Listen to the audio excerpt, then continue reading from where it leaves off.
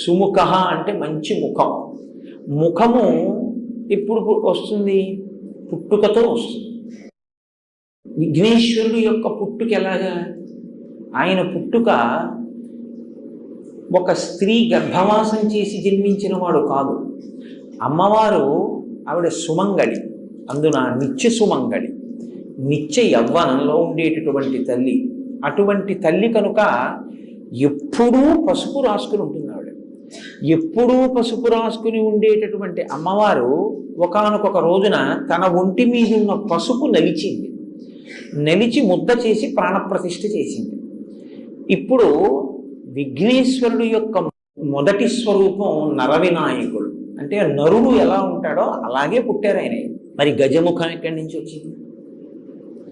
పరమశివుడు నరముఖాన్ని తొలగించాడు, గజముఖాన్ని పెట్టాడు. మనకి వినాయక వ్రత కల్పన కథలో ఏం చెప్తారు?